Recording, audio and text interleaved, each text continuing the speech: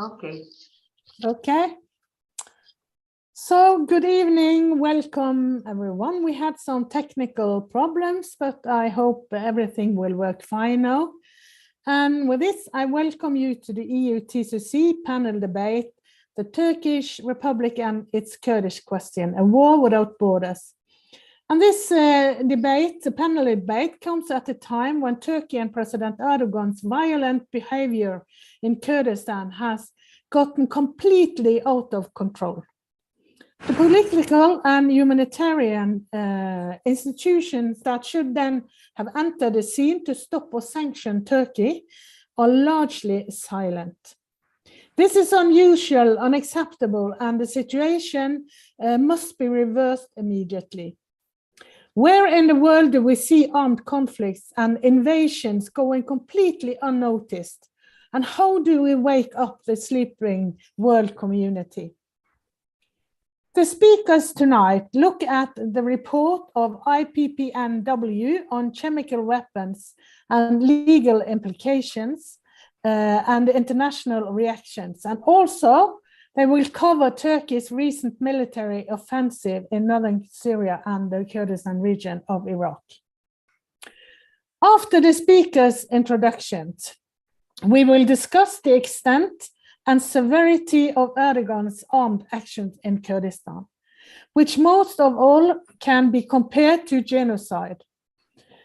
What must urgently be done to get the big institutions such as the EU, the UN, and NATO to act? I hope that the speakers have thoughts about what is needed for the situation to change, how the institutions and the international community can step in and take responsibility for what is happening now.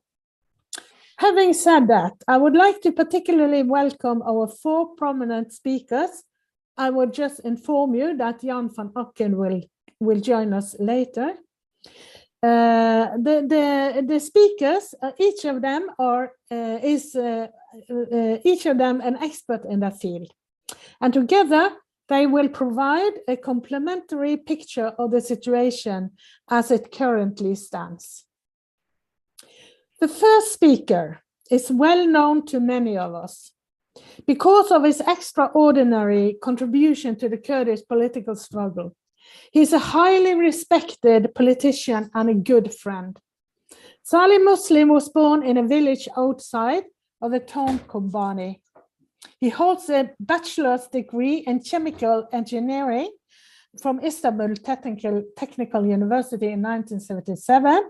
Later, he spent a year in London due to language studies prior to joining Saudi Arabian oil company, Petromin Corporation, from 78 to 90.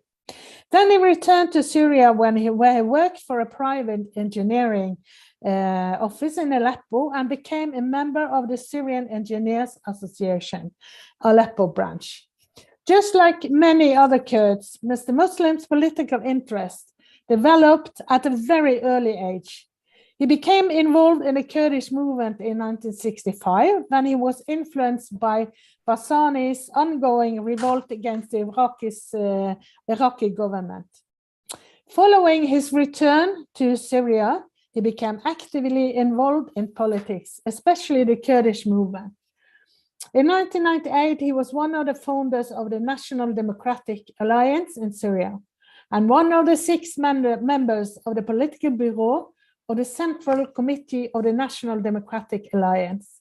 However, following its dissolution in 2002, Mr. Muslim continued his political activism and was one of the founders of the Democratic Union Party, PYD, in 2003. He became a member of the PYD Executive Committee in 2003 until the party's 4th General Conference in 2010, when he was elected as party president. He currently acts as co-chair of PYD. Salih Muslim will focus on Turkey's invasion in Kurdish areas in northeast Syria. Please, Salih, the floor is yours. Hello, Karina. Hello to everybody and all your followers in this event. Well, first of all, of course, we are under the bombardment of Turkey since the 19th of last month till now. And maybe it was very hard at the beginning, but now still we have drones and shellings in many places in northeast of Syria. From Derek to Afrin, it never stopped. I mean, not now, but since 2019 till now. Anyway, maybe the situation now is became a little bit quiet. Of course, I mean, they were talking about the,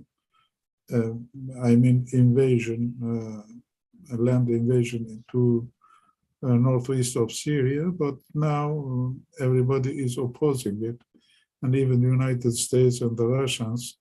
But of course, you never can believe the Turkish side because they do what they like. They are behaving very clumsy. So maybe they are they can do it, I mean, without getting any permission or green light from everyone or from anyone, because they are saying many times, stating that we will invade and we will do what we like without listening to anybody. So we have to be prepared for ourselves to defend ourselves and resist. And that's what we are doing. Of course, I mean, those attacks and recent attacks in northeast Syria is a part of the approach, not now, maybe from the beginning, because the Turkish state, they have a kind of Kurdophobia. They don't like the Kurdish people, and still their mentality, they believe that the best curse is the death curse. So because of that, and according to this Kurdophobia, they are living with since 1923, when the Turkish state established till now. And just because the recent years, I mean, maybe for the last decade of the 20th century, they had a very hard war against the Kurdish people inside. And there were many attempts by the Kurdish people, I mean, to solve it and to find the solution. And they couldn't do it because of the Turkish mentality, which they don't accept the Kurdish people or living together with the Kurdish people. And this is the why now they spread out of Turkey. I mean, they are fighting the Kurdish people not only inside Turkey, but also outside Turkey. And as you know, the Kurdish people we have in Syria, in Iraq, and in Iran. So now they are fighting the Kurdish people outside the Turkish border. I mean, there is a war, very hard war going on since 7 years, but nobody taking care of it. I mean, in South Kurdistan, maybe since 7 years, they are fighting against the guerrillas.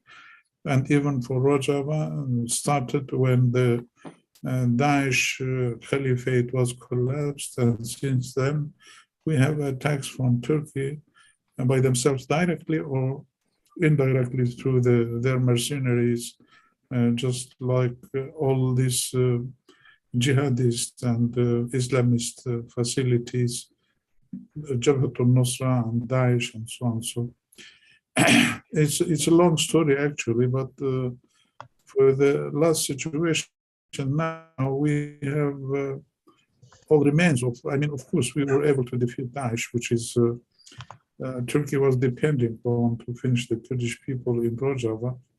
We were able to defeat it, of course, with the help of the international coalition, because Daesh was a threat for everybody in the world. And now they are still, I mean, Daesh remains for those parts which occupied by Turkey. Of course, maybe all of you know the Turkey occupied Afrin in 2018, and then in 2019 they invaded Serikani and Tel Aviv.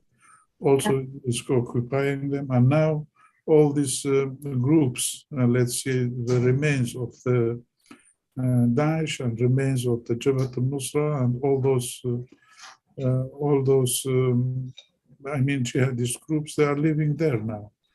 And what Turkey is trying to do to occupy more lands and to locate all those groups over there and to make, let's say, a black belt between Syria and Turkey because they feel safe with those black belt, I mean, around it. Jihadist groups, and so they are living together. They can live together, so without Kurds. So this is the situation we are living. But if you look through the history of Turkey, I mean, first of all, they couldn't solve the Kurdish issue inside Turkey. Because of that, they spread out, and they don't accept any Kurdish existence, and even especially the Kurdish which had status. And maybe with a democratic rights, a kind of autonomy, or kind of self-determination, just like the self-administration, what we have here as a system, they don't like it at all. And this is, of course, I mean, because of that, they are invading, trying to cut the way for such a development in any place for the Kurdish people. And this is the why they are opposing any political solution in Syria, because even the resolution 2254 by the United Nations in 2015 is foreseen for the solution in Syria with the democratic rights for all the components. And Turkey doesn't like it. Because of that, they are opposing even this, but then don't say it proudly, but they are against it. Really, practically, by I mean rejecting it, or through this the Syrian opposition groups which they are living in Istanbul. So they are against any developments which the Kurdish people can get some democratic rights. And because of that, I mean, just to cut the way, the best way is to kill the people. And the way of it, I mean, to blame them that they are terrorists and they are connected to PKK or whatever it is, just buying some excuses. And recently, you know, I mean, what they have done, I mean, in Istanbul, it's a kind of maybe, let's say, a game by them. I mean, they have organized it. And they just made it an excuse to attack these areas, and everybody knows it's fabricated by the Turkish deep state, or let's say the intelligence services, because there is nothing in reality. I mean, even the person they're talking about, she was in the Turkish occupied areas, and she had 3 brothers. They were killed among Daesh, and she itself, I mean, the person herself, she was married with 3 of Daesh members. And her brother now is still a commander of one group which working with Turkey in these occupied areas. So she is not Kurdish at all. So it's very clear. It's I mean, fabricated by the Turkish intelligence services to make attacks in Turkey through the border. They were arranged also by those groups' facilities, because the places they are talking about, they are not under the Kurdish, or let's say the Democratic Syrian Forces control. Is under the control of their mercenaries. So there is just excuse, I mean, to invade these areas. So this is the situation. And second thing, during this war, I mean, Turkey was far away not to obey any agreement or any measures for ethical measures or law measures or this international concept or any resolution by United Nations. No, they don't obey anything. They do what they like.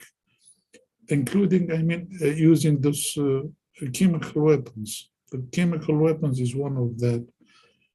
I mean, they are killing the people. I mean, just maybe doing everything. And these chemical weapons also, it's not the first time used. I mean, as we were following, it used maybe all along the 20th century. And by the end, it was used in 1993 against the Kurdish guerrillas again, inside Turkey. And everybody saw, I mean, there are still evidences and videos about that. And they are used even by their mercenaries, I mean, in Syria.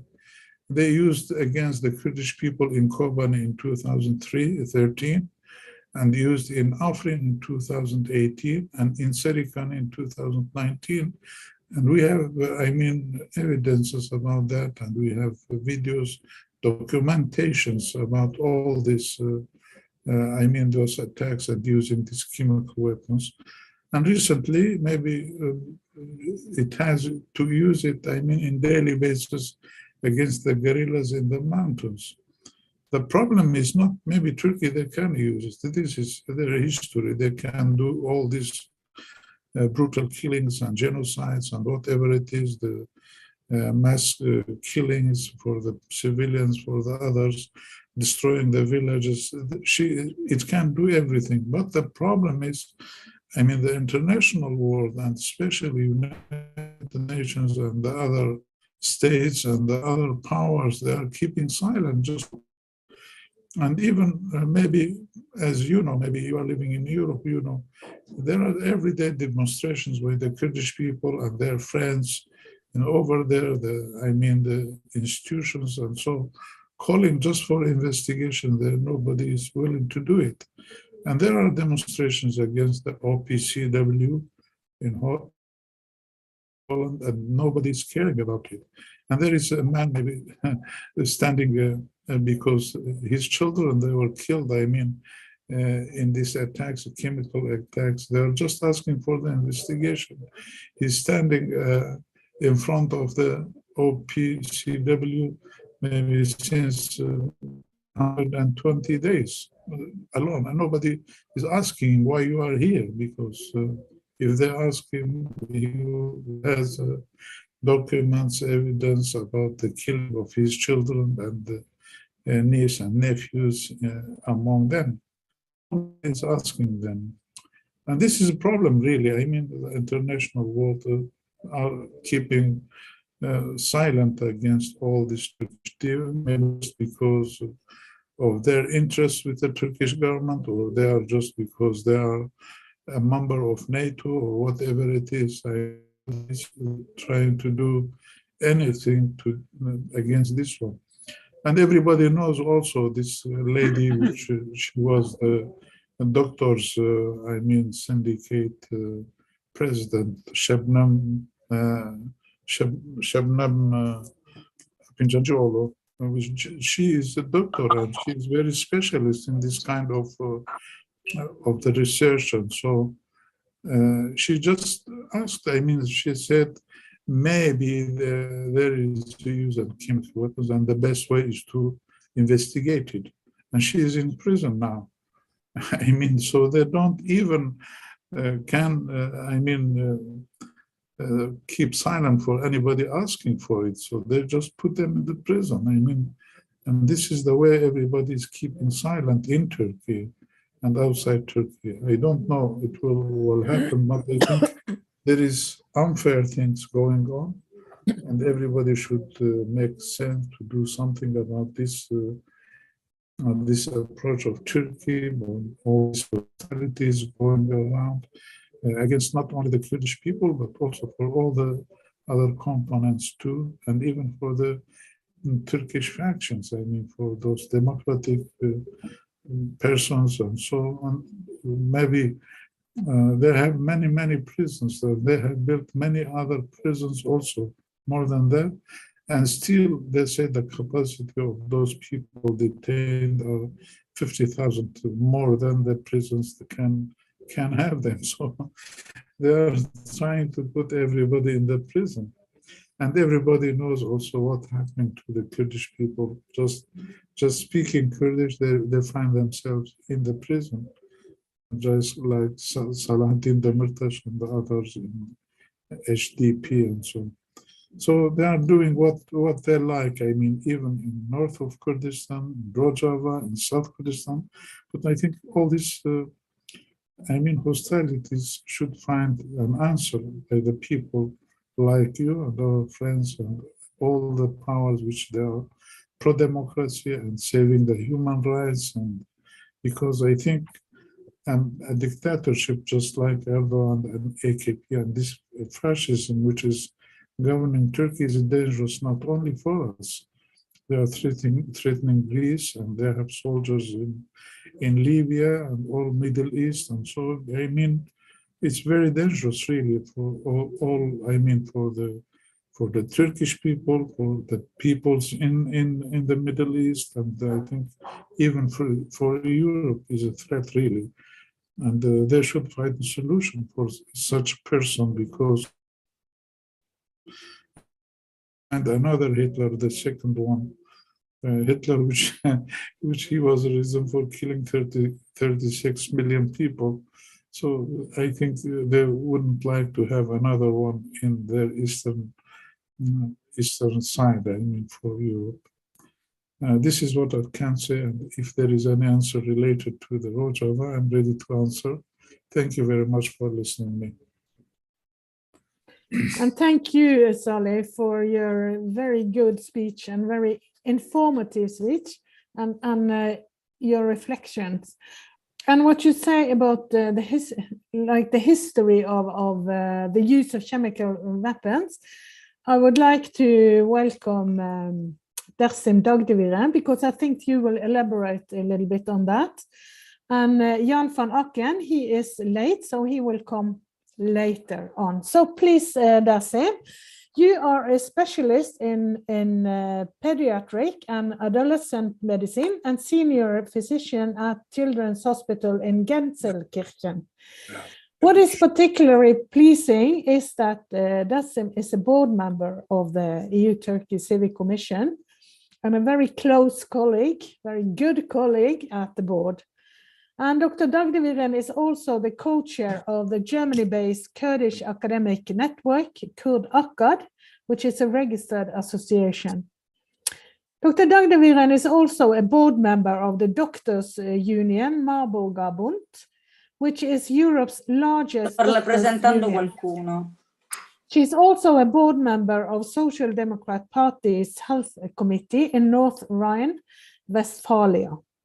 Dersim will, as I said, will talk about Turkey's use of chemical weapons in a more historical perspective. So please, Dersim, take the floor. Dear Karianne, thank you very much for the kind introduction. Hello, everybody. It's an honor for me to speak alongside such excellent speakers tonight. The title of our panel debate says "A War Without Borders." This does not only refer to Turkish attacks against the Kurdistan region of Iraq or northern Syria. Without borders describes also the type of warfare, the weapons, the tools, the agencies that are used. In my speech, I will focus on the use of chemical weapons in Kurdistan.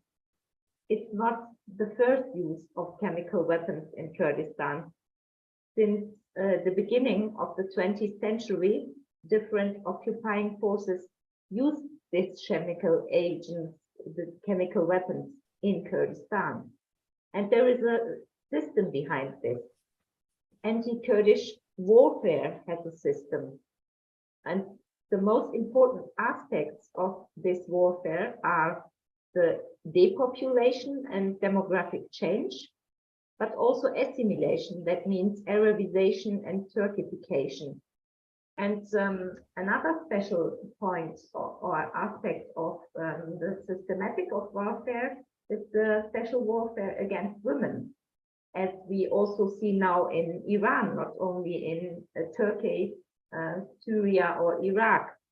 And when it comes to the chemical weapons, in the context of Kurdistan, we all think about Halabja.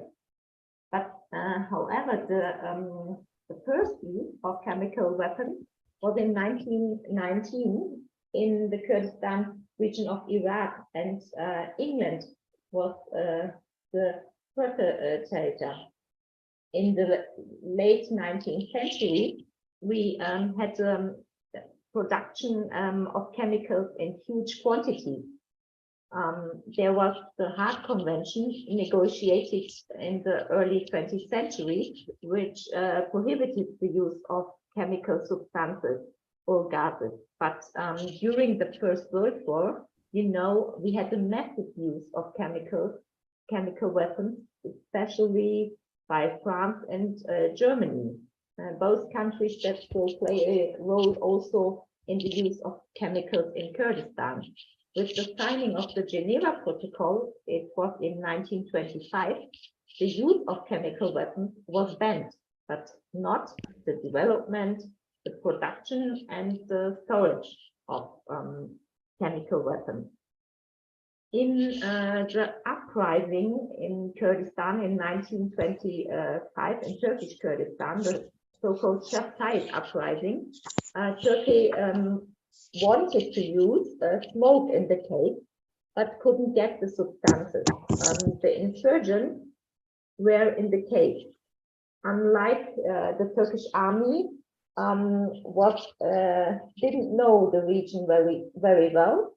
So it's the same with the recent use of chemical weapons, because it's also about the case and the fact that Turkish soldiers don't know the region. In the uprising in Ari, 2 years later, smoke couldn't be used because the living space of civilians and the military bases were at the same places. But in Zilan, which is near to Ari, bombs were used which contained phosphorus, and thousands of people died. Mr. Muslim mentioned it. White phosphorus was also used in Serikaniye in Afrin in northern Syria in 2018 and 2019. Gas or smoke is declared as a tactic to make insurgents surrender. Officially, Turkey called this cave inspection, but the aim was that people surrender. An official from Turkish army wrote a book. It was also used as a textbook in the training of soldiers in 1933. The tactics with gas were described in very detail. De facto, it was an instrument for mass destruction. In 2019, documents from the state archives were published, where we see that the gas was ordered from the US and from Germany.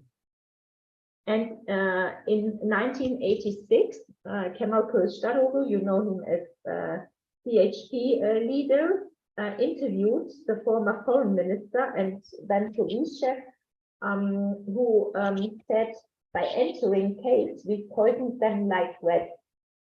This refers to the Dersim massacre in 1937 and 38. Kurdish intellectual Nuri Dersimi expressed this fact years before, but it received no attention. And it's important that the same mistake must not happen now. Salih Muslim mentioned the renowned forensic doctor, Professor Şebnem Korur-Fincancı, who is co-author of the Istanbul Protocol and imprisoned because she said that an investigation is necessary into the use of chemical weapons by Turkey. But let me go back to the Dersim massacre. In 1937, Mustafa Kemal Atatürk, the founder of the Turkish Republic, signed an application that came from Dersim, and in which 20 tons of chloride and other chemicals were ordered. This motion makes it clear that in 1937, after the first series of military operations in Dersim, A formal plan was drawn up and implemented in 1938, and this plan led to mass killings. So let's continue in the history and change the place back to the Kurdistan region of Iraq, to Halabja. The crimes against humanity in Halabja are a result of a period that began in the 1917s. And Halabja is a part of the Anfal operation or the Anfal genocide. When the Ba'ath Party came to power and Saddam Hussein became president in 1979, I think it was, the anti-Kurdish assimilation and annihilation policy started. The strategy was to drive people out of Kurdistan into central parts and southern Iraq. In other words, to depopulate them, to assimilate the Kurds. In this way, the Iraqi government also wanted to stop the support for the Kurdish Peshmerga fighters. And this was also Turkey's goal when it burned down 4,000 villages in the 1990s.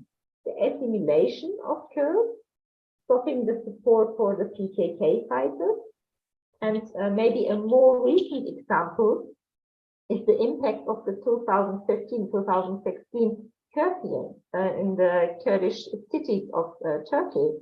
According to a report that has been published by Amnesty International, there are 750,000 internally displaced persons in Turkey only in this period. Refugees from Syria were resettled into this area. And these are also Turkey's goals in northern Syria. But just briefly, let me go back to Halabja. After the war between Iran and Iraq, the Patriotic Union of Kurdistan, the PIK, took over control in Halabja. And Saddam gave the order to annihilate the Kurds, but also to stop Iranian influence in the region. On 16 March 1988, Halabja was bombed. People fled into their homes, into their houses. Then the attacks continued. The houses were destroyed, and afterwards, in a third attack on this day, bombs with chemicals, especially sarin and mustard gas, were used. And we all remember the key sentence, "Mom, it smells of apples," said by a child to her mother. This is not atypical for chemical weapons to have a pleasant smell or to have no smell. The chemical substances used still cause genetic damage today, but due to the limited time, I will not share the figures here. The know-how for the chemical used in Halabja or for the chemical attacks came from Germany, again from Germany. The total in the Anfal offensive is 4,500 damaged or destroyed villages, 250,000 people who died, and more than 1 million displaced people. And in Turkey, we have similar figures. We have 4,000 villages that have been destroyed, 7,000 people that died within Turkey's borders, guerrillas disappeared, or so-called victims of unknown assassins, millions displaced. Yeah, that's very important because the tactics and the aims are always the same in all parts of Kurdistan and also of all who occupied Kurdistan. And maybe some sentences to the OPCW. The OPCW states in its practical guide to the medical care for victims of chemical warfare agents that this large-scale use of chemical weapons by Iraq in the Iran-Iraq war was the driving force behind the start of negotiations on the Chemical Weapons Convention. Now, regarding the use of chemical weapons by Turkey, the OPCW declares not to be able to act and refers to its statute. However, in 2018, it was possible to change this statute. Until 2018, the OPCW was allowed to declare only which chemical substances was used and where it was used. In 2018, it was decided that the perpetrator could also be named. The occasion was, on the one hand, the war in Syria and before in Iraq, and the assassination of a British agent in London. Western countries argue that Turkey is member of the OPCW, so they don't have chemicals. But Syria is also a member, is still a member of the OPCW and used chemical weapons. However, Turkey is a member of NATO, a member of the Council of Europe, and a candidate country for the European Union. And finally, I will again stress the arrest of Professor Korur-Fincancı because of her call for an investigation into Turkey's use of chemical weapons. I think she must be released urgently, and that the more important point, she must have a commission to investigate the use of chemical weapons by Turkey. Thank you very much. Thank you, Dasim. It's great. And you gave a lot of information and this historical background that I didn't know about, that it has been used that often and in such a long historical period. So thank you.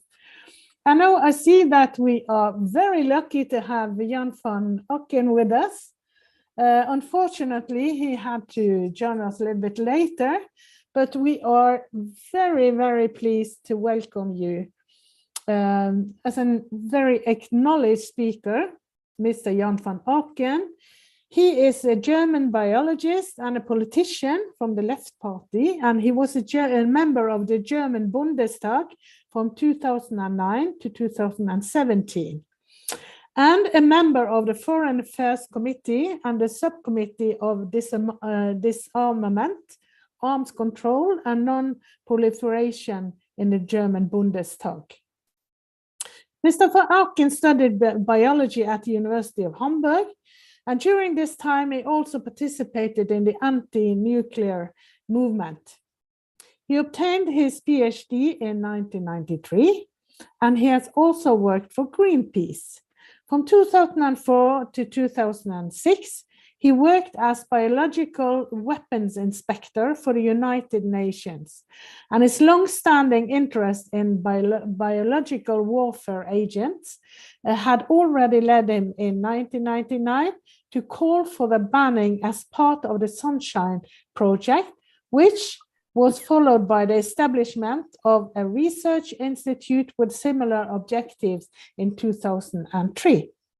Together with Dr. Josef Savari, Mr. van Aken investigated and wrote the 2022 report with the title, "Is Turkey Violating the Chemical Weapons Convention?"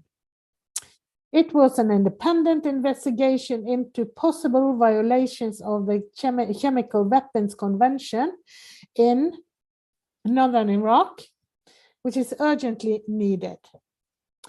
This report is published by International Physician for the Prevention of Nuclear War, IPPNW, Switzerland and Germany. The report is a valuable addition to the uncovering of Turkey's use of chemical weapons in Kurdistan.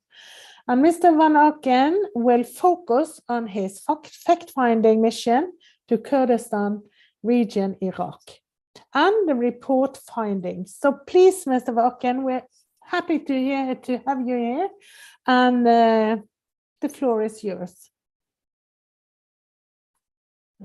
Yes, thank you very much. And first I have to apologize because I'm right now for political reasons in West Jordan in the West Bank, and we had problems with the car. So I just arrived in the hotel lobby. Oh. So you might hear some background noise. It's not my fault. I apologize dearly for this. Yes, so we went, Dr. Savari and I, we went for IPPNW about 2 months ago to northern Iraq to investigate the claims. Since April last year, there were information coming out of northern Iraq that the Turkish army is using chemical weapons, mostly against the PKK fighters, but also there were some reports on attacks on civilians in northern Iraq. There was very little information, evidence available, no pictures, no records, no samples were taken from victims. So after discussing it for a while, we went there to gather more information. And based on my experience as a biological weapons inspector for the United Nations, we went to Sulaymaniyah and wanted to go to the northern Iraq areas where the civilians were attacked with chemical weapons, where we had reports. The biggest problem was that the KDP government in Erbil did not allow us to reach the areas where these weapons were allegedly used.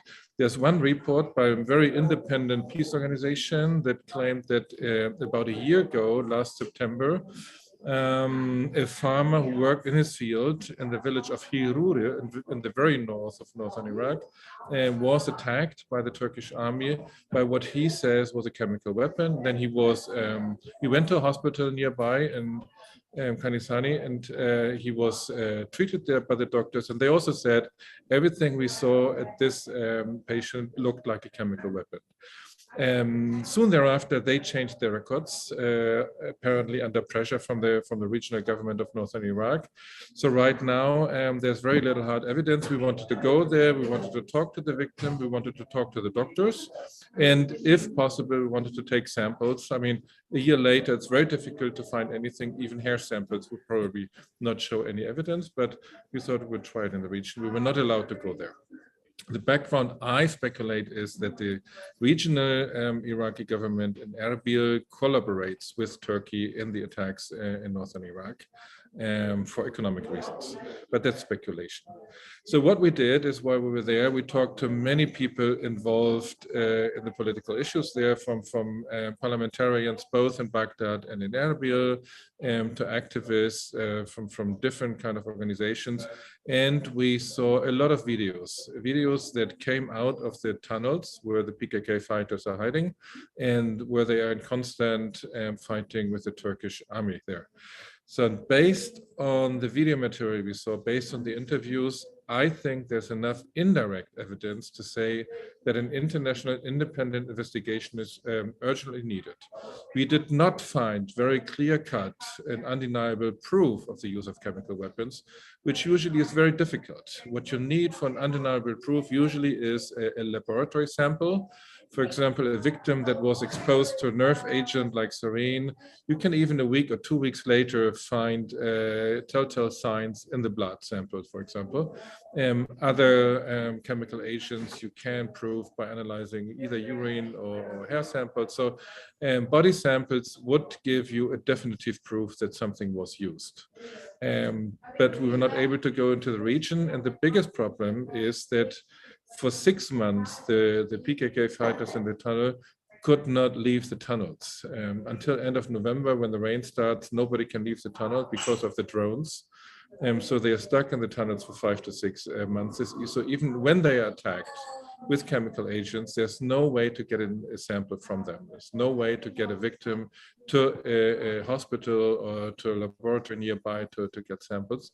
So now is the time. So recently, I'm now in Israel. So the rain started about 2 weeks ago here. So right now, it's probably the first time for 6 months that the fighters can leave. And most probably it's too late to find undeniable proof in their blood samples. But it's something, whenever something new happens now, we will go there again and try to take first samples. What did we see on the videos, and why do I think there's enough indirect evidence to warrant an independent investigation? There's basically 2 videos. There's many, and I saw a lot of smoke and dust and whatsoever, but there's 2 videos that raises a lot of question. One is an area that was where the Turkish army attacked allegedly using a chemical agent. All fighters in the cave died. The Turkish army was there for about 4 weeks, and then the PKK retook the area. And in the last fight, when the Turkish army had to flee, they tried to burn all the rubbish, everything they left behind. This was not successful. And in the rubble, in the garbage they left behind, there were three things that raises a lot of questions. One was a container, you know, one of these containers you use for your gas mask. A container that was a cartridge that was specifically for biological chemical weapons.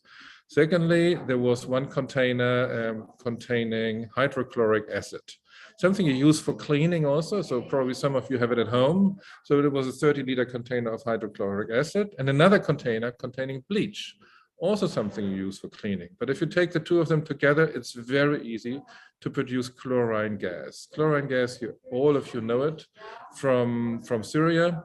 Assad used chlorine gas in attacks on the population, on the civilian population. It's proven by the United Nations that it happened there. So the combination of something where you could easily produce chlorine gas and a cartridge for a gas mask for biological chemical weapons raises for me enough questions to say, I want a UN investigation in that area. Another thing we saw in a video was very weird. I mean, there were Turkish soldiers approaching a tunnel where PKK fighters are hiding, and you see them with something that looks like a leaf blower, you know, these ugly things, you know, you have every fall in your garden to get rid of the leaves. And another soldier that has sort of at least 10, 15 meter long tube of this diameter, and they mounted it on the leaf blower. So they built a device to transport gas from A to B. So what exactly the nature of this gas was, what exactly they tried to achieve, we don't know. But I talked to soldiers and nobody came up with even a distant idea. What could you do with a leaf blower and a long tube fighting people hiding in a cave? It very much smells like a chemical attack. Both of these examples show one thing: it's improvised. We did not find any evidence, neither in the reports we heard, in the discussions we had, nor on the videos, no report whatsoever on a classical chemical weapon like Saddam Hussein used in Halabja, for example, where you had grenades, bombs, military-grade bombs with military-grade, not sarin in there, but mustard in there. Nothing of this was found there. So in the beginning, when I heard these accounts of chemical weapons use in northern Iraq, I always thought, so show me a picture of the grenades, you know, show me a picture of the bomb. You easily can see on the remains of a bomb whether or not it was a chemical attack. But this was all improvised, and the account I hear make a lot of sense. You know, the Turkish thought with all their firepower and the drones, they could easily attack and kill all the PKK fighters in the region. And then they were surprised to find that they are all hidden in tunnels, very well dug tunnels and protected tunnels. And the only way to shoot around the corner is with gas. So when you're a soldier and your job is to kill the people in this tunnel and you cannot shoot them, and no explosive is working there, it is something that comes close to your mind if you live in an environment where the use of chemical agents is, let's say, normal. From the history, we know that in the 90s and in the early 2000s, there was training for Turkish soldiers to use tear gas in military settings. We know that the Turkish army produced military-grade tear gas grenades, which are prohibited by the Chemical Weapons Convention. So there's a lot of indirect evidence where I would say, yes, let's make an investigation. It's not enough for me to say I have definite proof at my hand that there was a chemical attack. Now, the problem is not so much the OPCW, the Organization for the Prohibition of Chemical Weapons, because they can only act if at least one member state asks for an investigation. And so far, not a single member state does it. The most natural one would be Iraq, would be Baghdad, the federal government of Iraq. But it's basically a non-existent government right now. It's very weak, and they are not in a position to challenge Turkey or any other country, so they are not doing it. Another possibility could be Germany, France, or whatsoever. We had discussions with the German Foreign Office. They know exactly what we found. I think they're as concerned as I am. And I would even think that there may be some behind the scenes discussions with the Turkish government, but it's also very clear that they are not go openly public with a demand of an official investigation. So I think this is the political work now and in the coming weeks and months to put enough pressure on at least one country to say, let's investigate this. And then also the KDP government and Erbil has to cooperate. And I think we will find things that are not that nice. I mean, my hope is that our investigation and the publicity it had in many countries, at least in Europe, that it led to enough back-channel diplomacy that it put enough pressure on the Turkish government to stop the use of these illegal chemical weapons. We will see. I mean, we are in contact with people in the region and told them whenever there's a new use of a chemical agent, we will come and we continue the investigation. I will stop here and I'm very happy to answer any questions you might have surrounding this investigation.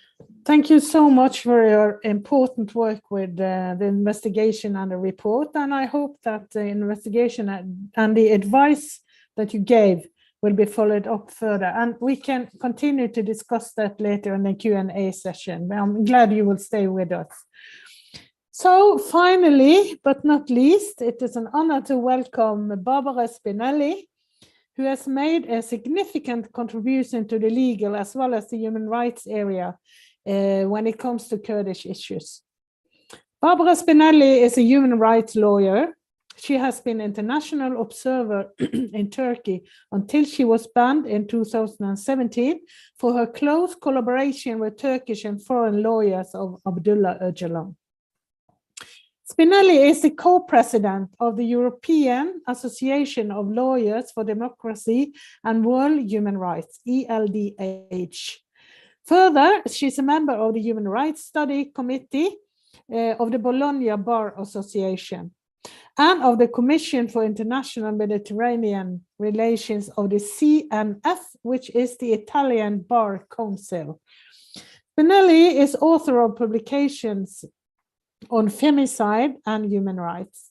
And in 2016, she received the Sen Prize, awarded to personalities who stand out in defense of women's rights. And she also received in 2017 the Medal of Merit from the CNF, also the Italian Bar Council, for her activities as an international observer. Barbara will concentrate on the legal aspects of the use of chemical weapons. And I think that ELDH has recently released a joint statement on Turkish use of chemical weapons. Maybe you will say more about that later. So Barbara, looking forward to listen to you. Thank you for inviting me. And the use of chemical weapons in conflict is one of the greatest dangers of war for civilians in this century, because it has a deadly impact on the present of the future of the territories and personal lives that have been affected. Serious findings, statements, and images regarding the use of chemical weapons in the operation carried out by the Republic of Turkey on the territory of the Kurdistan regional government since 2021 are featured on the social media and news channels and are also well reported in the IPPNW report. It has been said by the previous speaker that it is not the first time that Turkish government has been accused of using chemical weapons in the operation in Kurdish territories. In my personal memory, I have, for example, the evidence of the use of chemical weapons during the curfew in 2016 within the Turkey's own national borders. I myself took part in a delegation to Gever Yüksekova, and we were the first foreigner allowed to enter in the city 6 months after the operation, and we were shown findings inside civilian homes hit by the Turkish military, which were compatible with the use of chemical weapons. The use of chemical weapons constitute a serious violation of international law, in particular the 1993 Chemical Weapons Convention, likely amounting to a war crime for which continued impunity is already setting a dangerous precedent for current and future conflicts. The use of chemical weapons is prohibited in any situation or circumstances in international and non-international armed conflict against any person, civilians or soldiers. The CWC prohibits the use, development, production, stockpiling, and transfer of chemical weapons and established the Organization for the Prohibition of the Chemical Weapons, OPCW, for the purposes of implementation. The CWC Convention obliged parties to destroy all existing chemical weapons and production facilities under international verification, monitor the chemical industry to prevent the emergence of new weapons, provide assistance and protection to state parties against chemical threats, and foster the peaceful use of the chemistry. Considering that its near universal membership and the intrusive verification mechanism, the CWC is widely considered to be one of the most successful disarmament treaties, since now only 4 states, Egypt, North Korea, South Sudan, and Israel, had signed but not ratified it. As ELDH, we expressed in a very recent statement that Jeren put the link in the chat, our concern about reports that tear gas shell have been used in northern Iraq. Although tear gas is not included in the list of banned chemical in the CWC annexes, the view that tear gas shell used by the military are covered by the CWC Convention finds support in CWC Article 2.1, 2, and 5.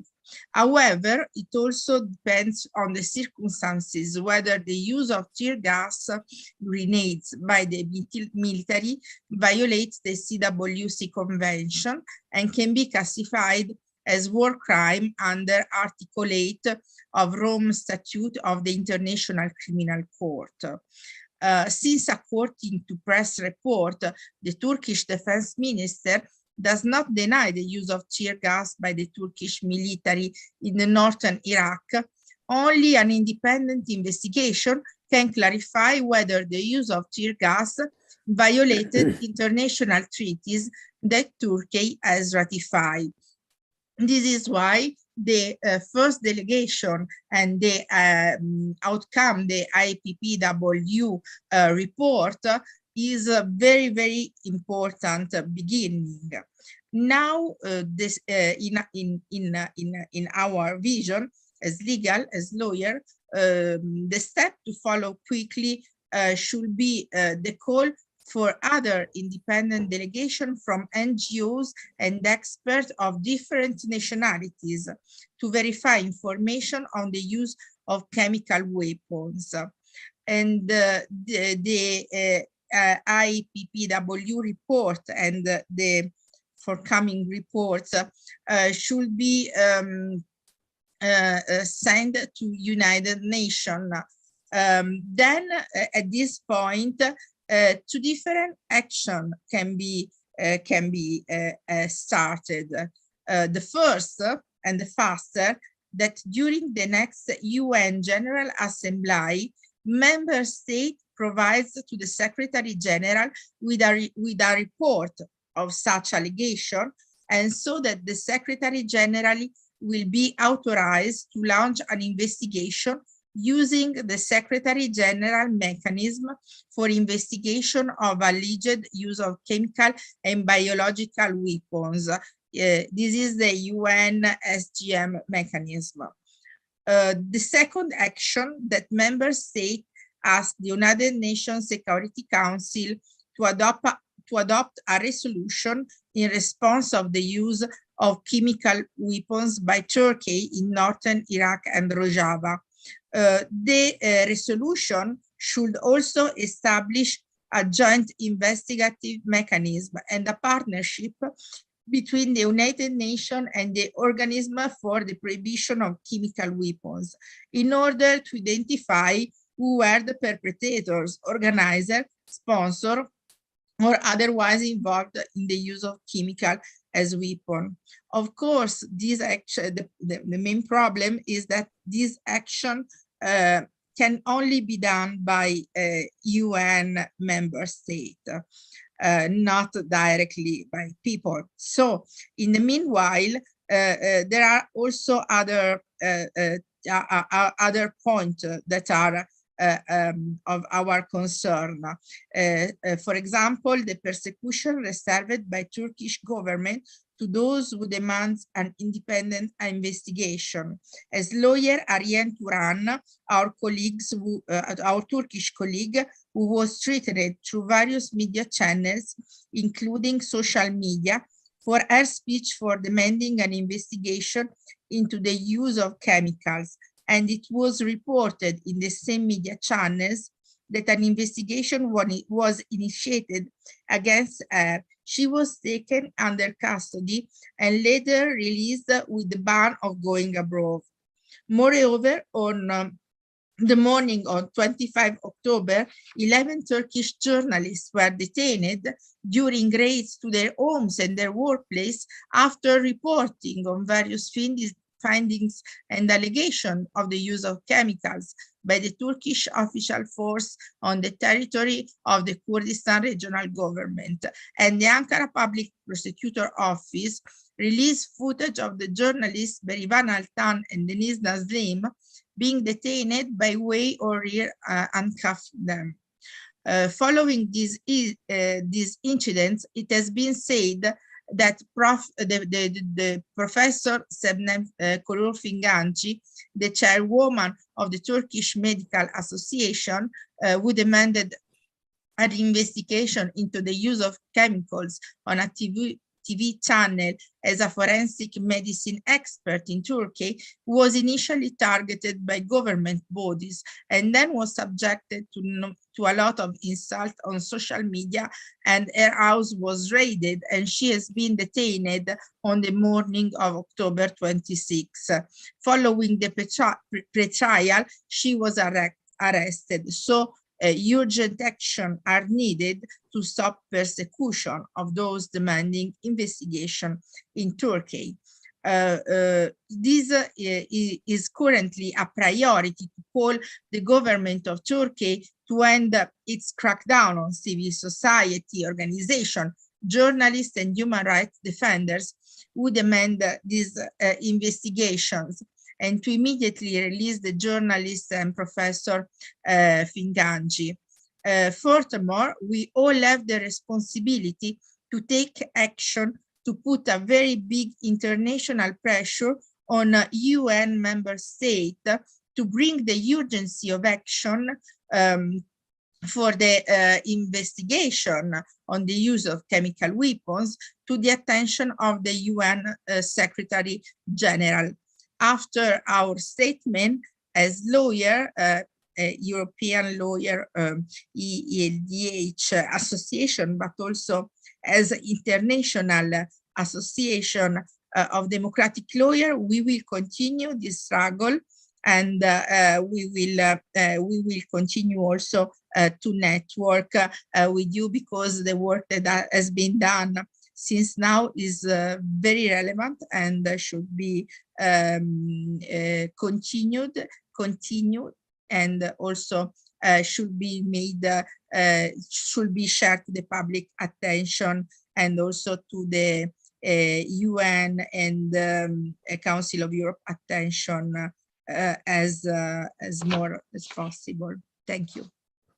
And thank you, Barbara. This is so interesting, and both you and Jan, you call for further investigation, and of course that is something that we all want to happen, but how to do it so we can do something on various fields. We can do something as individuals, we can do something through our networks, but I think we need also people like you an expert like you and Jan van Aken, for example, to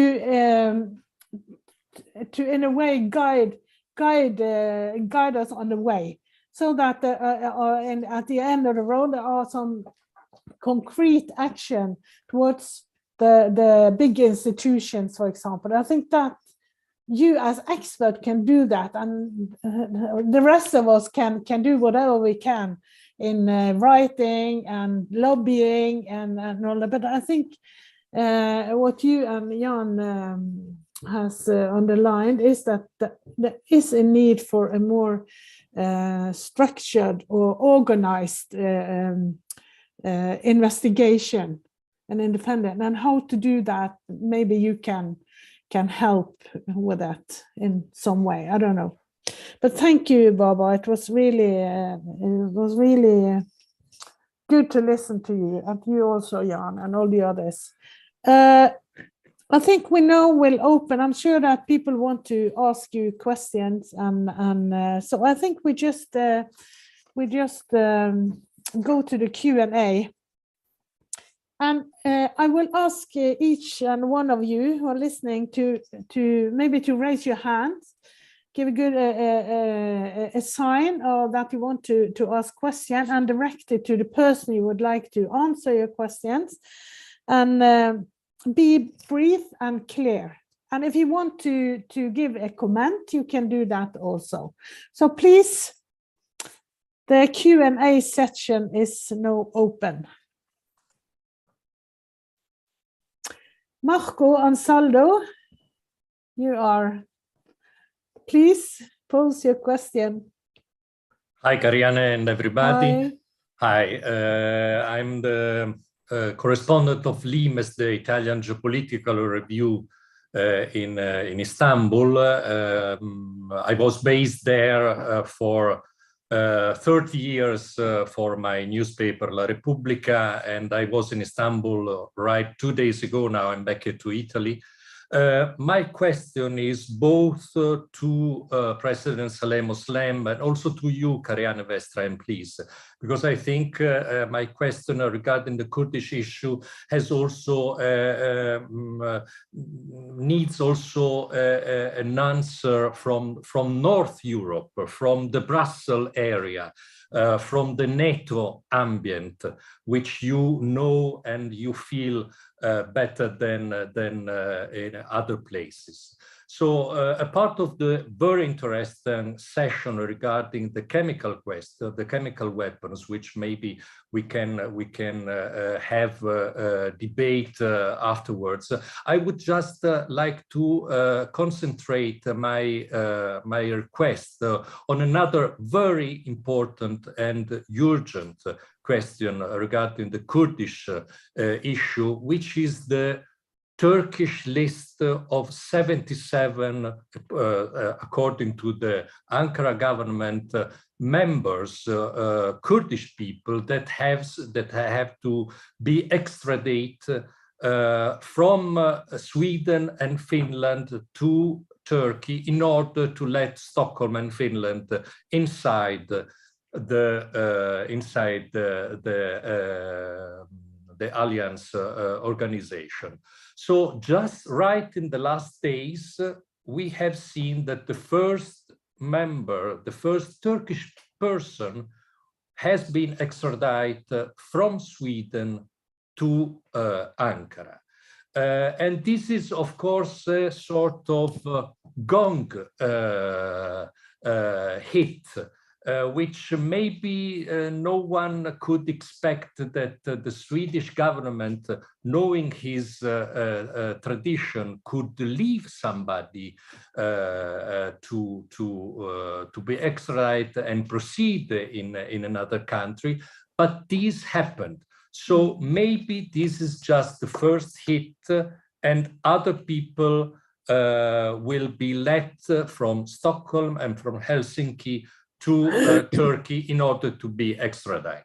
So my question is to President Moslem and to you, Karianne, is if you expect that more people will be extradited and how it will be continued this very important issue regarding the asking of accession from Sweden and Finland to NATO, which seems to me one of the very important issue regarding the next year in this triangulation between NATO, Turkey, and the Kurdish people.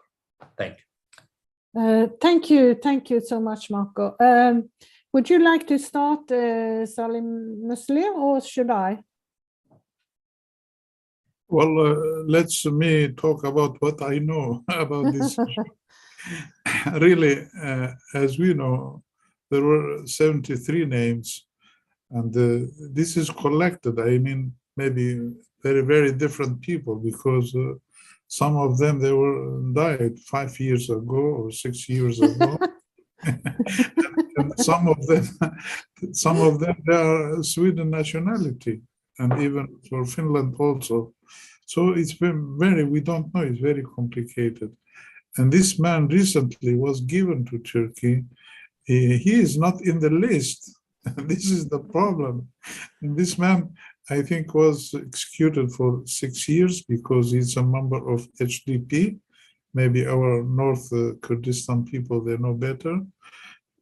He was just executed for 6 years in prison just because he's a member of HDP. Maybe he had something wrong. I mean, maybe about Tayyip Erdoğan or whatever. We don't know really what the reason was. He was executed, I mean, in Turkey.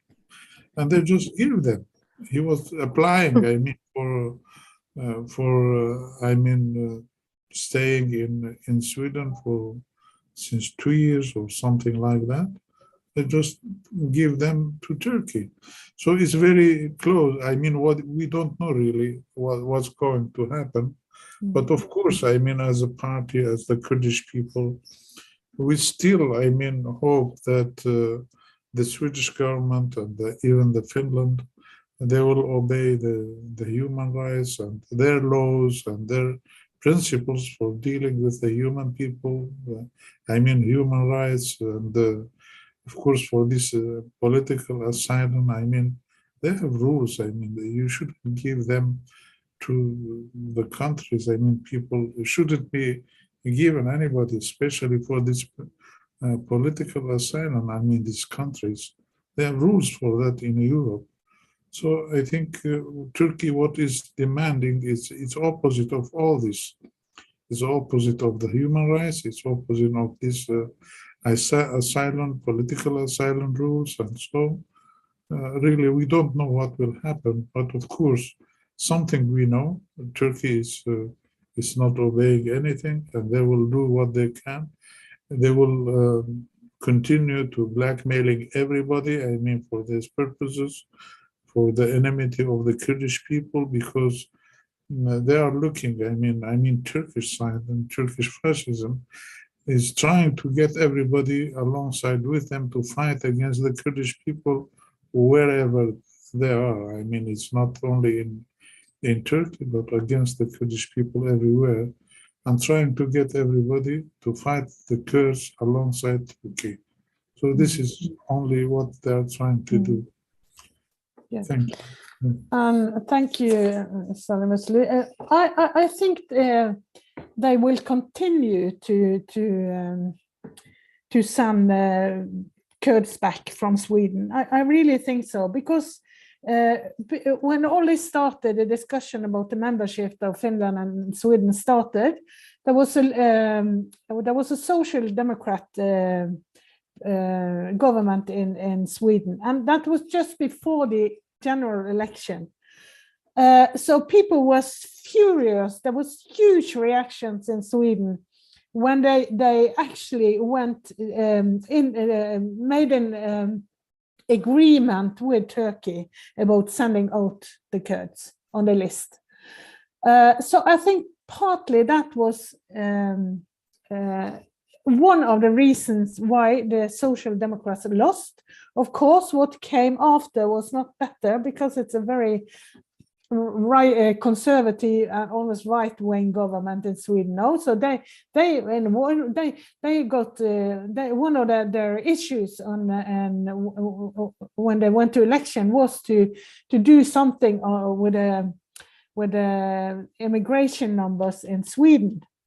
So it just became a part of that. So they, when they were elected, almost a day after they sent out this man, I don't remember the name. I live in Norway, and we have a Labour government in Norway. And Stoltenberg, the General Secretary General of NATO, he's also a Norwegian. He comes from a very social democrat family. His father was a very known politician in Norway, and I almost can't believe that Stoltenberg is doing this, because he basically says to Erdogan, "You're our friend, we have to support you." He's worse than, I don't know what I can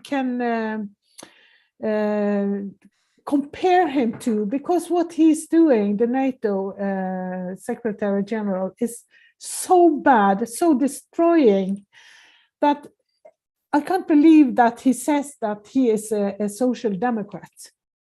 And I think it's a pattern now, and not only in the Nordic countries, but in Europe in general, that human rights are decreasing, and the right-wing sort of thinking, the more facet way of thinking, are increasing.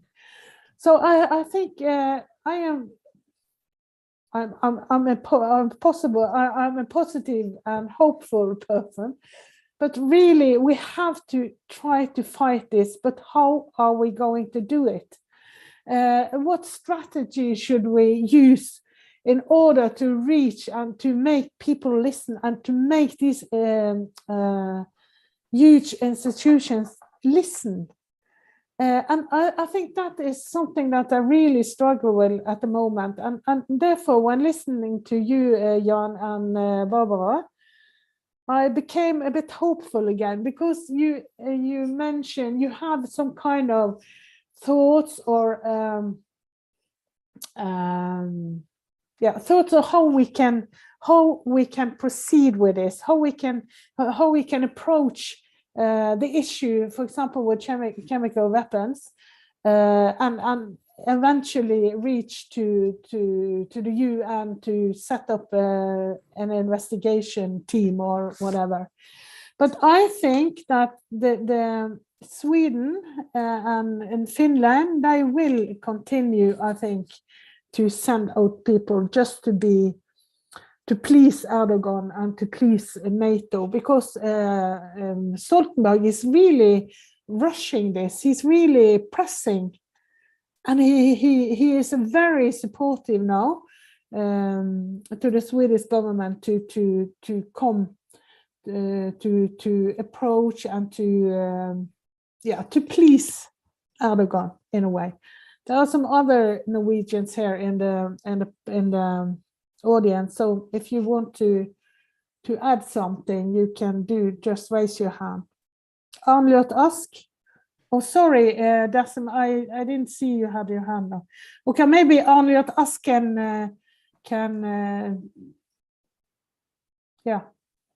take the floor, and Dasim afterwards. Thank you, Karianne. As all the speakers in the beginning emphasized,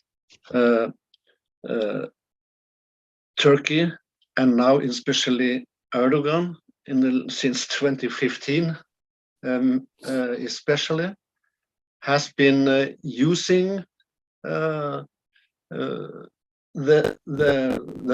have played Russia against the US and playing poker when Erdogan is in danger of losing elections.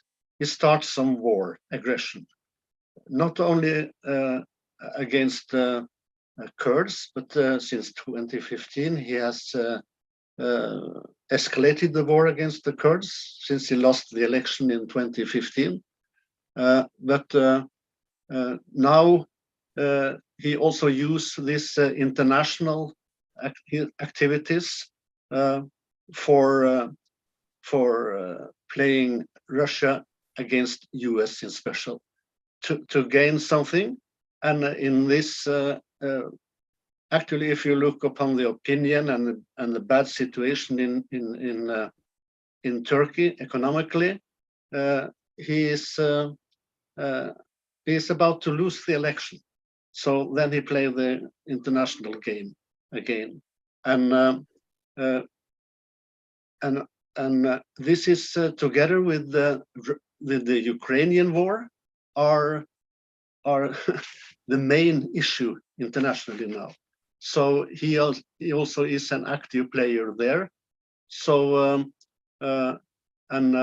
even if he's not allowed directly by neither US or Russia to escalate the invasions in Rojava and northern Iraq, he do it as long as he can. And Stoltenberg, our Norwegian General Secretary of NATO, as Karianne said, he is totally a part of the staff of NATO, of course, in this war game in Ukraine. So, and this also from the Norwegian side, I agree with Karianne, it has been a massive change in the attitude. NATO has had a revival in the opinion. Almost every newspaper now are agitating NATO expansion and are hailing also the Stoltenberg and the NATO. Norway, we try in Norway to have MPs, member of the parliament, to go to Rojava, because we of course we are criticizing that the escalation of the war against northern Anas, the Rojava, northeast Syria. The government only, they say it is a bad thing that Erdogan do it, but they don't take any actions. They only come out with some criticism. And so we don't think that the government itself will take any actions. But if we have members of parliament going to Rojava, to Anas office there, and we raise also this question in the parliament. We have raised it in the parliament, but they also have some blah blah answers from the foreign minister. But if we have several parties going there, we can change the opinion. So it's to change the opinion, to not allow everything because we are a strong NATO member and affiliated to US. So we have to do the public debate, but also we have to make pressure upon the government. And the next step there are to have MPs, and not only from my party, the Red Party, but also from other parties. There are 2 or 3 more parties who might are working now to have send member of parliament to Rojava, and the same also to go to Ankara, to the office of HDP, against this pressure of banning HDP. So so it's even if we don't able to take the government to take a more stand against what what Erdogan are doing on different issues, we can take the next step to have more and more parties and also parliamentarians to involve. So to show that, and for Rojava, it is special that Norway should maybe compensate something from the Swedish backlash. That because Sweden, they had some diplomatic relations with the ANAS, the government in what is Syria, but now they have closed it. So if we able to have Norway to strengthen their diplomatic relations, it would be very important, and also that other countries do this in all Europe. Okay. Thank you. Thank you, Omliot. You have to lower your hand now. And I will give the word to Darcy. Yes, I just wanted to add one aspect to the previous point regarding the North European countries.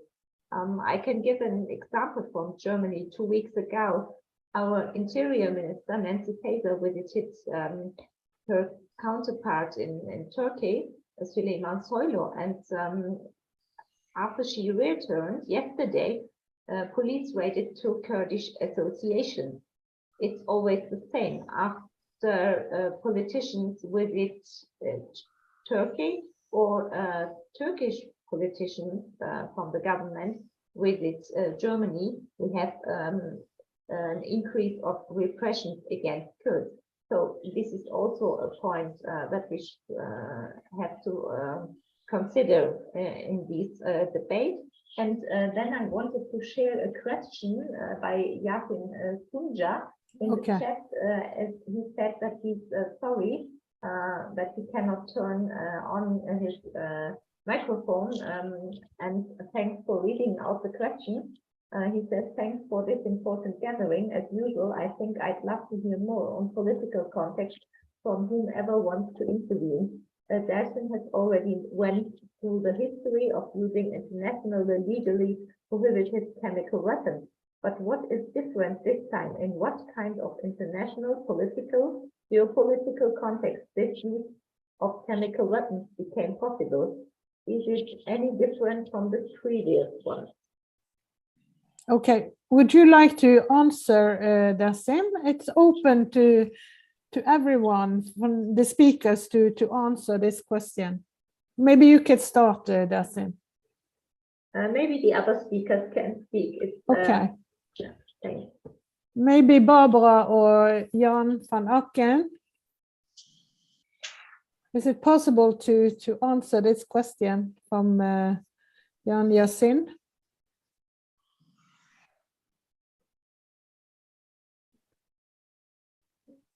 Yeah, is it any different from the previous ones? What is different? What is different this time? In what kind of international, political, geopolitical context this use of chemical weapons became possible? Is it any different from the previous ones? Maybe this answer need a this question need a more political answer than a legal one. But of course, if member states need to call United Nations to action, it's quite difficult now that the attention is focused on the war, so, on the ongoing war. And also the second option I was talking about, that is to ask the United Nations Security Council to make a resolution. As we know, we know which kind of states are part of the United Nations Security Council. So it's really hard to have a legal solution. At this point, in my view, the best way will be the first one, so to make pressure on the UN Secretary General But of course, this is the legal, this is just the legal point. At political level, of course, yeah, the situation I think is affected by the ongoing war that make difficult for member states to take a stronger position now. Thank you, Barbara. Now we have two points on the political side. I think now Turkey's role is different in the international community, of states, especially Erdogan's role in the war between Russia, or in the war of Russia against the Ukraine. Erdogan himself presents himself as a mediator. So that is an important point which prevents the international community to take a stand against it. And there is also the EU refugee deal and the issue of refugees. So these are two important points why international community remains silent. Okay, thank you, Dassem. Now we have Estella Schmid from the UK. Estella is a member of the EUTCC board and the chair or the co-chair of the Peace in Kurdistan campaign. Estella, please. Yeah, as an immediate response to your question, I would say you are discussing on the level of diplomacy, of states, of governments, of legal organizations. But what is absolutely vital is that the communities are informed about this, and that different sections of social groups, specifically the trade unions, are informed about this and actually help, understand the question in order to intensify the campaigns around that, so that pressure is actually exerted on organizations like the OPCW or whoever it is, who will take it higher to governments and so on. So, and even in order to lobby for a particular country to take on the responsibility, because you need the grassroots, you need the ordinary people in order to develop these kind of tactics, strategies and tactics. Now, going back to our own work.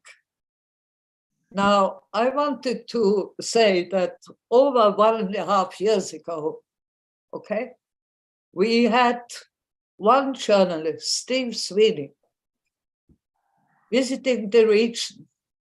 At the time, he was the only journalist who reported consistently about the situation on the ground with chemical weapons.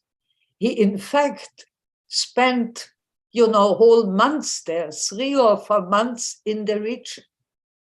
And he had to fight like hell in order to find ways and means to get to areas and so on and so forth. So over the year ago, we formed in Britain a coalition against chemical weapons. And I just wanted to say, in connection with that, what was the most disturbing aspect of this 1.5 years where we tried to build this coalition was on the ground, for example. And there is one question that I have to sully for this, It was extremely difficult to make connections, with the community on the ground, meaning to say, was there never before between the Kurdish community in Rojava, also in Iraqi Kurdistan, where we had a big crisis on the ground in Iraqi Kurdistan, journalists were arrested, people were in protests, yeah, where there was a really good situation to make links to the local Kurdish people, and I'm talking about the Iraqi Kurds, that we would need for such a thing on the ground in order to get to places, yeah? Was there never an attempt to make links on the ground with the local communities who started to hate the Barzani government in order to help these kind of delegations and individuals going to the region? So, I mean, I think this is an important question even now, because I give you an example. We had a delegation down there about 3-4 months ago, and they were only allowed to visit certain people. They were stopped, you know, from visiting other people. I don't know how this came about, but one thing they did, they made links with lawyers. And there's a lawyers group of Iraqi lawyers who wanted to expose what's going on and come to the UK. And they never got permission from the UK government.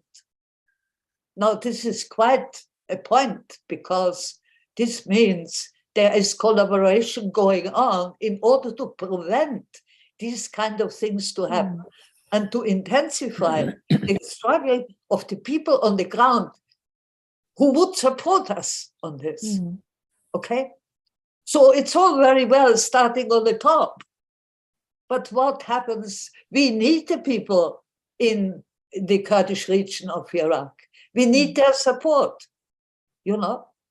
So if we want to bring these lawyers who can tell us about this situation, this would be, you know, a very important point in order to, you know, help with these campaigns, like, for example, you know, from the ELDH, because we also have people here, by the way. We have, of course, the Halden Society of Socialist Lawyers, and all sorts of lawyers organization with Bill Bowing, and you know all that, okay? And Thomas, okay? Okay. So, I mean, there needs to be this kind of links established, is my point. Yeah, but thank you. The important point is now the groundwork, what I'm talking about, because to undermine the Barzani regime, because he's the main collaborator in that, never mind Turkey. Yeah. Okay. Thank you, Estella. We have, if anyone want to comment on what Estella said here? If not, we're going to, it's your turn, Stefano. Arianna, if it is possible, just thank you. I think that what Estella said is very relevant. Yeah. And it will be important to create this connection with Iraqi lawyers. Also, if they are not allowed to go to UK, maybe we can find other solutions. So after the meeting, we can continue to discuss on this. And it's important because, Estella, you always remind us about the grassroots and the power of the grassroots, and that we need the grassroots in order to succeed and to reach the goals. So thank you. Stefano, Stefano is our friend and colleague in the European Parliament. Please, Stefano. Yes, ciao, good evening to everybody. Let me please, first of all, express my personal and strong solidarity and friendship. And I want also to say my love to Saleh Muslim, which is a great leader. Please, Saleh, I miss you a lot. I know that this is a very difficult moment for you, and I want to say once again that you have your movement and party and all the Kurds there. You have saved Europe from Daesh and from the Islamic State, from all those gangsters, okay? So we know that you paid a lot in terms of human losses, and it's time now to pay you back. You know what I mean? Let me please tell you something about what is happening here around the European Parliament and what we are doing with some members. I want also to give some, let's say, if I can, positive inputs, especially to Sade, and to share some information. So in the beginning of November, we have sent a delegation of members of the Socialist group, the Green group, and the Left group all together, including to Rojava. They were there on the 1st of November. And after immediately the bombardments of the Turkish state, using the excuse of the false flag terrorist attack in Istanbul, there have been also, some initiatives within the European Parliament with press conferences made by members of substantially all the political parties in the European Union, denouncing the attack, the unacceptable attack of the Turkish against the Kurds there in Rojava and in northern Iraq. There have been also some declaration, including from the President of the European Parliament, Mrs. Metsola. Okay, not so strong, because she were asking restraint to Turkey from its actions there, but behind that wording, there is the idea to impede the Turkish state to proceed with the land invasion in Rojava, of course. But now, I want also to tell you that today, the Conference of Presidents of the European Parliament has decided to have in the plenary session next week in Strasbourg a full debate asking a declaration of the European Commission, which will be followed by intervention of members of all political groups. Exactly on the title is on the Turkish airstrikes on Rojava and the Iraqi Kurdistan. So we are trying to do our utmost to raise the attention of the European Union and of the European Commission and of course the Council and the Member State, denouncing the illegal attacks of the Turkish against the Kurds, especially now in Rojava and in northern Iraq. Okay, so this initiative, the debate will take place next Tuesday in Strasbourg in the afternoon. I will send you tomorrow some more precise information, as I do normally in these cases. Okay, there will be also, in connection with that, other press conferences and press releases, because including during the attacks and in these days, we have tried to mobilize members and political parties from all over Europe. And there have been a quite interesting response from national parties, European political parties. Never enough, of course, but we're trying to do our utmost in this case. And I want to tell you that in this framework, Saleh, we are also planning, and we have to do some work this weekend. And I will need also the help from Jürgen Klute and our friend Jan there, because we want, before the meeting, which means on Monday or Tuesday morning, the latest, to circulate to all the members of the European Parliament your main statement, Saleh, concerning the recent attacks and the ongoing attacks of the Turkish state against you, and including to circulate the full report of Jan and the. I will then. Tomorrow, Barbara will call you, will contact you, because if you have, I saw that you have read a written note. Let's say, if you can send it to me, we are going also to circulate this kind of stuff to all the members of the European Parliament, because we need to use now something that it is, let's say, from our point of view, something positive, in the sense that the feelings vis-a-vis of Turkey in the European Union has completely changed in recent, let's say, years. Okay, now there is a strong criticism to denounce the deviation, the dictatorship that is taking place in Turkey. Okay, so we're going to circulate to all of them the material, asking to also take into account in the framework of the debate that it will be followed by some statements, and we will try to invent something. Then next Wednesday, there will be also a meeting of the European Parliament Kurdish Friends that is composed by members of mostly all political groups, including from the Conservatives, because, as I told you, the attitude now is completely changed. So it is a broader, let's say, coordination among members. And then we should use also the next conference of the EUTCC, European Union Turkey Civic Commission that we are going. I will tell you something tomorrow in written, most probably to organize on the 8th or 9th of March. Is a little too late, but we should use also that opportunity to discuss and to come back to the report on the use of chemical weapons by Turkey.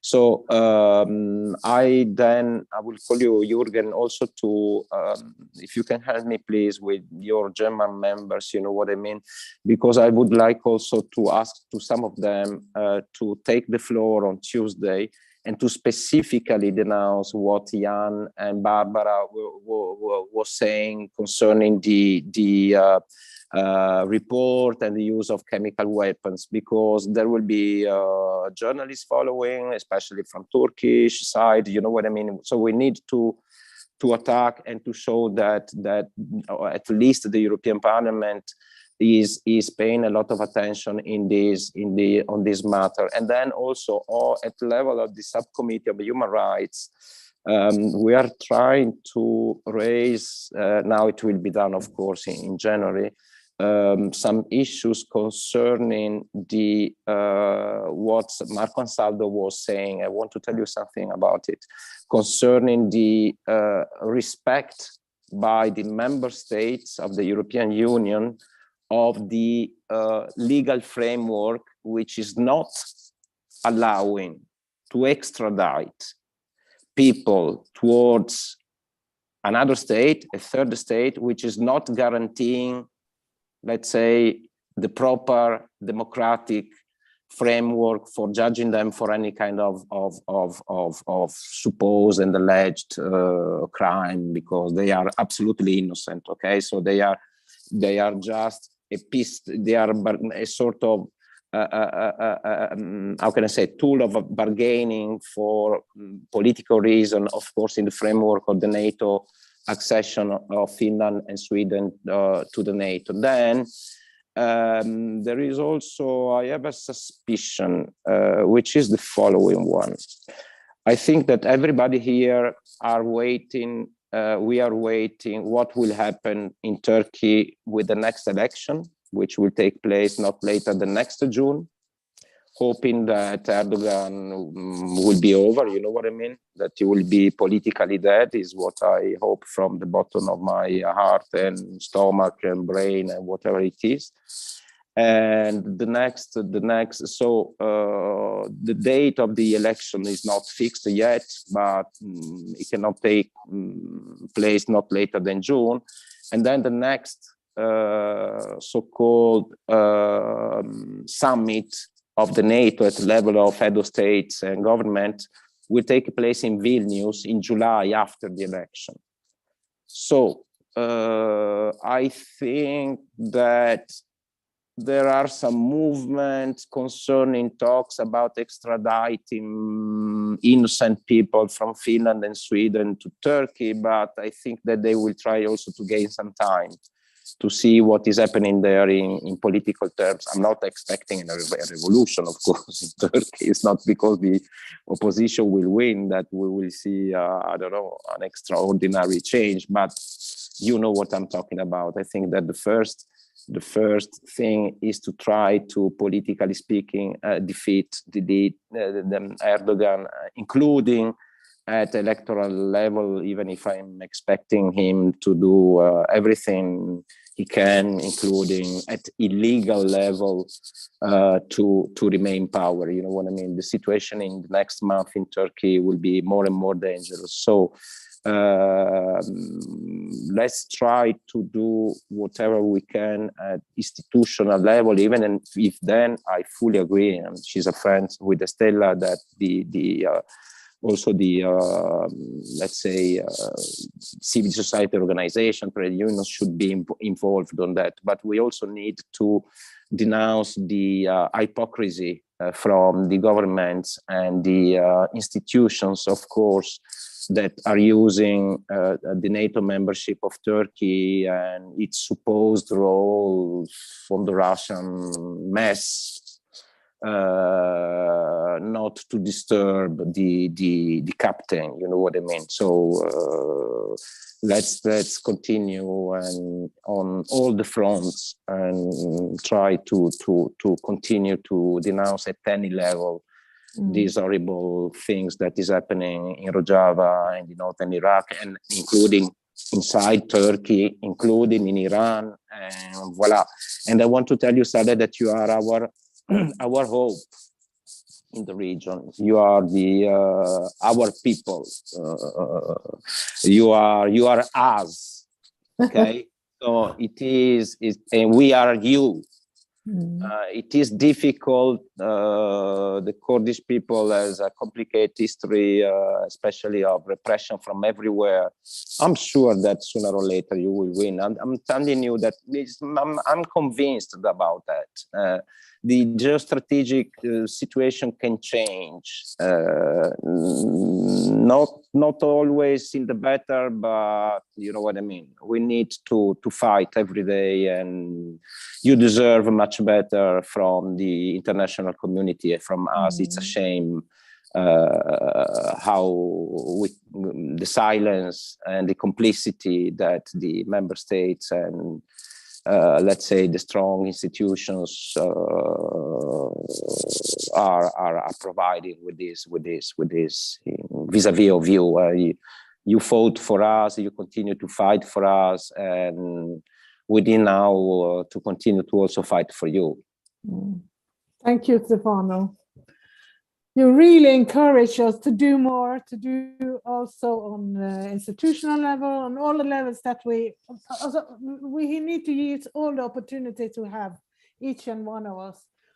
But before we continue and with Martino and Saleh, I think that must be the last comment. I hope for your understanding that we can continue to talk at least 15 minutes. Because we started 15 minutes late. So I think I'll give you the word now, Martino Siniga, and then I'll say that Saleh Muslim will end this session. You will have the final comment. Yes, so Martino. Yes, I'm an Italian journalist. I met Saleh Muslim in Rome once. I made an interview with you, maybe you remember. For RAI, for the Italian national television. My question concerns media. I think Saleh, you put this point in your interview, your first speech today. The fact that this time with the problem of letting the people know what is happening in Rojava has been always a big problem. But this time, after the war, this is something I can say, after the war in Ukraine, it has been even more difficult to let the people all over the world, not only in Italy, not only in France, not only in Europe, not only in the United States, letting the people of the world, especially in the free world, know what is going on, what is the level of attack from Turkey against Rojava. So my question is simple. Do you think that the way that in which the people that believes in the struggle of Rojava are putting the question to the media. The way they're trying to let the media speak about the problem is the right one? Or you think that we might try to find either way, a new way of letting the media understand what is going on? My impression is that the silence is too big. In the last 2 weeks, I haven't been able to see a single TV news story about what was going on in Rojava in Italian television.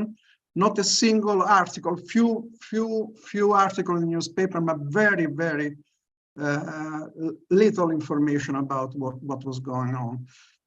Even if from Rojava information came out, very well done, very organized. So my question is, you have an idea why it is so difficult to break this silence of the media, of the global media? Thank you, Martino. And I understand that you posed your question to Saleh Muslim. Yes. So Saleh Muslim, you're on. And I just want to inform you that after Saleh, I will end the session because I think 9:15 should be the end of it. So Saleh, please. Well, I would like to thank Stefano and thank Martino for this. They're interested in, I mean, the Kurdish and the situation in Rojava. First of all, I should answer the question, I think. I think now in Syria and what's going on, I mean, in Rojava especially, we have the Americans here, we have the Russians here, and both of them trying to get near the Turkey. I mean, expecting something from Turkey to be alongside for Ukraine or for the other matters. So this is one, but we are saying everything, I mean, to the public, to the people opinion, and we think our friends, they shouldn't keep silent, and they keep in contact with the administration here because there is a daily maybe messages and daily statements going on and the situation, and especially for this recent attack, which has destroyed all the infrastructures here. I mean, they hit the hospitals, they hit the power stations, and today they hit even a bakery, which is giving the bread to about 10,000 people. They just destroyed it. I mean, this is, I mean, by targeting this infrastructure, it means you want this, I mean, people to be evacuated. I mean, these areas, I mean, so it's very, very dangerous. I mean, for the people, for the civilians. And as you know, there are tens of civilians killed in these attacks. And then what they are saying, I mean, even in the media, they are saying, well, Turkey is attacking the YPG or Democratic Syrian Forces bases. It's not right. They are attacking the villages. They are attacking the civil targets. I mean, power stations and maybe the gas stations and whatever, the hospitals, they are not related to the military. So they are targeting the civilians. They are terrorizing the people to go out of their villages and all the places. And I think our people, I mean, our friends, especially in Europe and the other places, they should state this one every day. I mean, through the media, through the televisions, and we are happy to answer and to contact and to tell our suffering, I mean, to everybody. We believe, I mean, as we mentioned many times, that this world became small villages. I mean, by defending ourselves here, the Turkish fascism is the extension of Daesh. They are taking the revenge of Daesh. I mean, what do they want from Kobani? Kobani, just the place, it became a symbol for Kurdish people, for all the world who defeated Daesh. And they're trying to target Kobani every day. There are shellings every day to the Kobani and Kobani villages. So it means they are trying to do what Turkey is doing, the extension of Daesh. So everybody should know this reality. So this is one, of course, we'll be happy for our friends, I mean, to announce it to everybody, because in some ways it making kind of pressure on the governments and in the countries, and to do something about it, and even for Europe, for the others. We still believe, I mean, by our stance and our resistance against Turkey and against Daesh, we are defending the humanity, I think, the humanitarian values. This is we believe. So this is the situation as an answer for Martino. I wanted to mention the other 2 points. One of them was, I mean, for the chemical weapons. When we say the weapons, chemical weapons, as you know, I mean, the chemical weapons are using the chemical weapons is the crimes against humanity, and is a crime, war crime also. And as everybody knows, I mean, the invasion of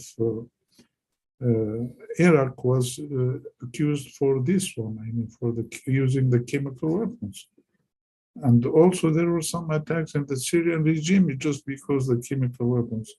So everybody is not announcing and not investigating, and everybody knows Turkey is using chemical weapons, but they are thinking of what they can do after you approve that Turkey is using chemical weapons.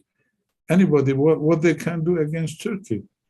So because of that, I mean, all the states and the government and whatever, they don't want to investigate because they are sure that Turkey is using. But what the next step should be? To invade Turkey, to stop Turkey, what to do with the Turkey? So everybody keeping silent for this reason. So this is the most important thing. I mean, they know Turkey is using. And they are, I mean, doing the crimes against the humanity, crimes like war crimes. But what they should do with the Turkey, how to do it? So this is the problem really. And Turkey is NATO. So this is the problem. I mean, so they are not thinking of that. Maybe even you can send delegations, and maybe even OPCW can investigate and approve the Turkey is done. It's very easy to do it. But if you approve after that, what should be? So this is the point which is everybody not want to touch it. And our friends should be clear about that also, to know what they are doing. So this is the point I wanted to mention. Our friends and the others to think of it. Yes, this is also maybe, I mean, we still will keep with our friends and defending ourselves, defending humanitarian, I mean, values for everybody. And, we are sure, we trust our friends over there, and we believe we are doing the right thing. But we have no ways other than to defend ourselves and to, I mean, to resist against this, I mean, this brutal, I mean, fascism, and as we have done, and because now, as I mentioned at the beginning, that Turkey is not alone. I mean, there are still all those groups, including the Daesh remains, Jabhatun Nusra, and everything. They are in the heart of Turkey. They are using them. They are preparing for more attacks. We have nothing other than to defend ourselves and to resist against them. Well, thank you again for giving me this opportunity to express what we were saying, and thank you for all the friends who listened to us. Thank you. Well, thank you so much, Saleh Mutli. We really are your friends, all of us, and you said it, Stefano, so very heartfelt, and we are with you all the time, and we have to do our utmost to reach out politically, diplomatically, to the press, to the media, to everyone. So because as long as the institutions are silent, we have to wake them up in a way. So I hope, I think many, both Jan van Aken and you, Barbara, also gave us a way and a kind of way to how to approach the institutions, which was very useful. So unfortunately, I have to close the session. And I thank you all. Thank the speakers for your strong and insightful contributions. And to the participants, I see that there is still a hand from Siren Rizal. Do you want to say, you can have 1 minute, Cyril. Okay, thank you very much. Only 1 minute.